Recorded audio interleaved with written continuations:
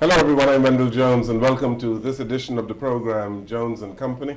On this program we examine national issues. Just last week there were a number of Bahamians who graduated from the University of the West Indies program. They are physicians, and so we have on our program today a number of new physicians in the country. And we are told that there are hundreds of doctors in our country, and we need some of them in the Family Islands, but we're not going to tell them to go to the Family Islands just yet. Our guests on the program today are Dr. Shantalasha Knowles, who is a postgraduate. She is specializing in obstetrics and gynecology. Dr. Knowles, welcome to the program. Thank you. We have Dr. Hollie Nixon, who got his degrees in surgery as well as medicine, medical doctor of medicine and doctor of surgery. And we have Krista Nottage, who got the same thing, MB and BS, right? Yes, sir. Welcome to our program. Thank you, sir. It's a pleasure. Nice to have you all here today, and congratulations on your graduation from the University of the West Indies program. And let's begin with you, since Dr. Knowles, since you are the postgraduate here. Sure. I'm told that there were 7 people Yes. who were in the postgraduate program. Yes. When did you begin university? Well, I actually started as an undergraduate in 2006. Okay. I started at UWI in Jamaica. Okay. And then I came home for my final 2 years and I finished my undergraduate program. Okay. And now for the past 4 years, I've been in the postgraduate program with obstetrics and gynecology. And I've recently completed May of this year. Tell us some of your, and I'm going to ask you all the same questions, some of your antecedents. Where did you go to school and all of that? Okay, backtracking a little bit Yes. more. I went to high school, St. John's College, Okay. and after which I did 2 years at the College of Bahamas. And then I made the decision to complete my 4-year degree, my Bachelor's of Science degree, at Florida Southern College in Lakeland, Florida. After which I came back home for about a year, and then I went to the University of West Indies where I got those 2 degrees. Who are your parents? My parents are Wendall Knowles and Sibley Knowles. Okay. Dr. Nixon, Yes, sir. tell us about your antecedents. Going back, I attended the Donald Davis Secondary High School. I believe now it's a junior high school. I did my undergraduate degree at the Bar University in Miami, obtained a bachelor's degree in biology with a minor in medical laboratory science. Upon completion, I obtained employment at the Princess Margaret Hospital as a medical technologist and worked in the laboratory. And it was always my intention to become a medical doctor. So in 2009, I applied to medical school and I was able to get into the University of West Indies in Jamaica. And 5 years later, I am here now, successfully completed. Very good. Who are your parents? My parents is the late Hollie Washington Nixon. He passed away in 2006, and my mother's is Edna Telford. Okay. Dr. Nottage? Good afternoon. My preliminary education was done at Tamberley School here in Nassau. Then I went off to boarding school in England named Wickham Abbey School. Thereafter I went to Princeton University and achieved a bachelor's in anthropology. After that, I came home and assisted in some research with Dr. Robin Roberts, and then I went off to medical school, which was the ultimate goal all along. Just took a winding path to get there, and I went to the University of the West Indies in Jamaica. In 2009, I started with Hollie Nixon, and quite a few others of us, probably around 15 of us in the Jamaica campus. And your parents? My parents are Kendall Nottage and Ruby Nottage. Very good. Now that we got that out of the way, why did you all choose medicine? Let's begin with Dr. Nottage. Why medicine? Why medicine? Well, for a while, I just wanted to do whatever my brother wanted to do, really. He's 3 years older than I, and I just copied him all throughout primary school. And then at some point, I was inspired to do medicine. I used to like to watch these shows, Chicago Hope and ER, and the doctors' lives seemed so interesting. They were always encountering people, solving problems, helping persons, and then you also had the science and technology of it, which I found to be enrapturing. So that's how my medical interest really began. And then I also have a legacy to follow. I'm very grateful to my forebears, Dr. Krista Nottage, who's an OBGYN, Dr. Etuk and Dr. Bethel, who operate in Freeport, both in internal medicine specialties. So I had them to look up to as well. Good. So you have uncles on both sides who are medical doctors. Yes, and one aunt. Yes, and one aunt. Yes, sir.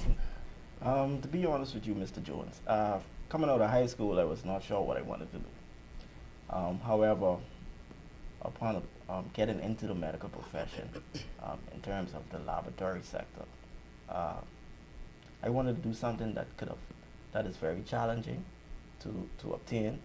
I wanted something that I wanted to challenge myself to see if I'd be able to do it. And at the same time, I am able to help others around me. So I looked at medicine. I said, medicine, as a physician, you're in a position where you're not only a medical doctor, you're in a position where you can be a role model, you can give good advice, persons in society look up to you, and so I chose medicine from that day forward. Dr. Knowles? Yes, well, I go back a little further. I was always told by my parents as a child, I always said I wanted to be a doctor. This I don't recall, but that was always their thing. When I came out of high school, I really was interested in the sciences and fascinated with the human body, fascinated with, how the human body works. And I love people. I'm a people's person. And I thought that those two go together hand in hand. Medicine, I can help people, I can be a healer to people, and then I love what I do in terms of the human body. So that's what made me decide on medicine. When I got into medicine, I actually wanted to now do obstetrics and gynecology. I love babies. I'm a female. I love the female body. It's very interesting. And I thought that I would do obstetrics and gynecology. And I think we're much needed in the country. And I wanted to give back. And this is why I chose that area. But there are a whole lot of gynecologists in the country today. Yes, there are. And we have a small population. So you weren't afraid that we have it is oversaturated? No, that was never a fear. And now working in obstetrics and gynecology, I see the need. Even though this is a small population, there are many women, and women are always pregnant. Women always have gynecological issues. And it's good to have a good number of physicians that they can choose from who they'd like to go to. So I never had the fear that, I was going into a field that would be oversaturated. Okay. So how is it that you both decided that you would get involved in surgery? You want to be surgeons, right? Yes, sir. And it's not very often we hear of a female surgeon. Yes? Yes, that is true. And it's a shame, really, because I think there are quite a few women who are interested in surgery, and unfortunately, they are deterred from it for one reason or another. The reality is that surgery is a very difficult profession. It is very demanding in terms of time away from your family, perhaps, which I think is something that women will consider perhaps and be more held to than men will be. Because you'll have to be at the hospital at any hour, at any time, called out of your bed, away from your children, away from your duties at home. So these are things that women still in society carry the burden of, or not the burden, the pleasure of directing the household. So it's difficult to consider surgery as a female, but I think it's possible and it's definitely doable if you're determined. I'm still considering surgery. I haven't been deterred fully yet, but I find it to be an exciting area. They have a joke that surgeons are the plumbers of medicine. Is that right? Yes, because we just kind of get in there and we fix the plumbing, the arteries, the vasculature of the body, all the organs, how things are connected. We reconnect things, turn off leaks, turn on the supply. So it is somewhat like plumbing. but it's so dynamic. I love it. I guess maybe I have a mechanical side to me. So I like getting in there, getting my hands dirty, and actually feeling at the end of it that something has been completed. The mission that we went on has been completed. Whereas internal medicine or other specialties might have a longer train to ride. That's a new one. Surgeons are plumbers of the body. For me, the fact that going through medical school and going through various rotations such as obs and gynae, internal medicine and surgery, you kind of have a feel of which area you're more comfortable in terms of which area you could you find that you understand more. And surgery has been one of those areas. I resonate with it. Also, there's a gratification that comes with surgery, unlike the other specialties, which are great specialties. A patient presents to you, they have a problem, you could actually fix the problem right away. You see the immediate problem solved. So basically, that's what got me to want to do surgery. The gratification and helping patients immediately. You're the class of 2014 of the program, and you did your last 2 years in the Bahamas. Tell us about that experience in the Bahamas as opposed to what you did when you were in Jamaica, for instance. And all of you were in Jamaica, right? Right. For me, like, I also did my last 2 years of my undergraduate here, and then I did the entire of my postgraduate training here in the Bahamas with a short rotation in Jamaica. I find that it's great working in our institution, Princess Margaret Hospital. You get a feel of the persons, the culture. You learn the culture a lot better in terms of medicine, and learn what is common here and what's not common here. And even the lecturers, very down to earth. Bahamians are by nature down to earth people, and they're very approachable. You know, so I find that the learning environment was really, really awesome. And it helps in your education when you have professors that you can approach. You're not afraid to approach them and come to them with your issues and your problems in terms of your learning. So that for me was the best experience. Who were some of your professors, for instance, here in gynecology? Well, for gynecology, the main professor in terms of the medical lecturers is Dr. Varunda Sakakar. But we also have other consultants that help in the learning, Dr. Leon DePuge, Dr. Alan Lyons, and there are numerous ones, Dr. Hall Watson. There are several of them. And for postgraduate training, it's less of a didactic learning. It's more at the bedside, at the surgery, and you learn along with your consultant, along with the person that is more senior to you. And I find that very enriching. So you were interning all along? Well, I was an intern initially. Internship is a year after the MBBS degree, and then I went into the program. So that's 4 years. So essentially you're working in the obstetrics and gynecology department, so you're learning as well as working. So it can be very, very tasking. So Dr. Nixon and Dr. Nottage, you both are now interns, eh? Yes, sir. Good. But explain the process or your 2 years in the Bahamas as opposed to what you did in Jamaica. It's a totally different experience. Just to piggyback on what Dr. Knowles is saying in terms of having the ability and the great lectures here and the consultants. Back in Jamaica, the class size is very huge, 200 plus students. But here in the Bahamas, where the class size is much smaller, the students to consultants and lectures ratio is much better. So we have easy access to the consultants and the lecturers, and any situation or issues that we have, they are always willing to help us, and it benefits us in the long run. I would have to agree. I think that is something that's particular to the Bahamas, that we have such hands-on guidance from consultants. I don't know that the general public will know the significance of that, but a consultant is the most specialist trained in his field. He's the highest educated in his field. So they're the professors of whatever subspecialty you're dealing with. For them to come and teach undergraduate students is really extraordinary. And that our consultants are of such high caliber, they're well respected throughout the world. And so to have them kind of holding our hand and showing us, doing procedures with us, it's fantastic. And that's something that I think is particular to our campus. And that was a benefit that we had over our comrades in other countries.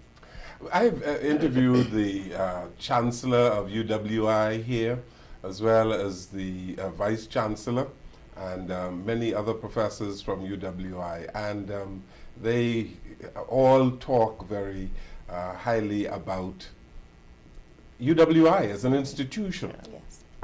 And I'd like for you to speak to that. Dr. Nottage spoke about our physicians being some of the best trained in the world. I'm sure you all agree with it because you all went to UWI, but expand on that for me, please. The quality of lectureship and the rest of it at UWI. Well, I know that in a broader sense than just in the medical field, looking at the University of the West Indies and the number of heads of government that have come out of that university is extraordinary. Comparable probably only to Oxbridge in the UK. We've had a number of heads of government, we've had a number of Nobel Prize winners, noted scientists coming out, inventions coming from our doctors, from our scientists. So the University of the West Indies stands alone in the region and in this part of the world, including North America, in the amount of intellectual information it has been that has added to the world. So I think that the University of the West Indies is undercredited. And Undercredited, you think? I think so. And little is known of the history of the university, and little is known of our flagship graduates. Yes. What I like about the University of the West Indies, like Dr. Nottage said, it's internationally recognized. Maybe not to the point that we would want it to be as yet, but you know, most places that I've been, if you mention the University of West Indies, they know of the University of West Indies, and they know the quality of physicians in terms of the medical faculty that has graduated from that institution. So I think that we're getting even better as time goes along. Yeah, you know? and getting accepted is a challenge, I am told. Yes, it's a competitive program. It's very competitive. It's not as easy as people may think. Yes. There are a lot of not only regional, not only other Caribbean places, when I talk about the University of West Indies on a whole, but people from other areas are also trying to get into the University of West Indies. Other areas such as? Such as the UK, some people from even the United States. So I think that speaks volumes for our institution. Yes, Yeah, Dr. Nixon? just to add that, I would say the University of West Indies is godsend because it's a university that is situated within the Caribbean, and it's a university that focuses a lot on developing not just the Bahamas but other countries in the Caribbean, and because of that, the Caribbean nationally are able, like how Dr. Nottage mentioned, to produce so much leaders in society. So that's one of the great things I want to credit the university for, is really focusing and developing the Caribbean. You've spoken someone about the culture of the Princess Margaret Hospital. I've seen a few hospitals in the region, the Queen Elizabeth in Barbados, among them. And I'd like for you to speak about your perception of the delivery of health care in the country. I'm sure you are high on those persons who are in the profession who graduated from the University of the West Indies, but there are some who graduated out of the United States, Britain, and Canada as well. But speak to the delivery of health care in our country. Give us your perception. Well, I think our healthcare delivery is exceptional. Exceptional, you say? Exceptional. In the Bahamas? In the Bahamas. You know, and I say this for, you know, people that are watching the show that are not medical profession. You know, here at Princess Margaret Hospital, our doctors are well qualified. They are very, they have good rapport with their patient, good bedside manners. And I think that generally on the whole, we have produced physicians that are comparable with the physicians from other institutions, the United States and the UK. And I think we're doing an excellent job at Princess Margaret Hospital in delivering that health care. Okay, while Dr. Nixon and Dr. Nottage, they ponder the response to the question, we're going to take a break here on the program. We are speaking with the new physicians, just graduated in the UWI program here, all Bahamians, some 31 of them all told, including the 7 undergraduates, postgraduates. The undergraduates are people with the MB and BS degrees. And your degree will be what? Obstetrics and gynecology. Yeah, but so it's DM, Doctor of Medicine, okay, in obstetrics and gynecology. Okay, DM, okay. We take this break here, and when we return later down in the program, we're also going to introduce you to 2 additional graduates from that program. There are a total of 5 of them here today, so you'll hear from all 5. We take this break, we'll come right back.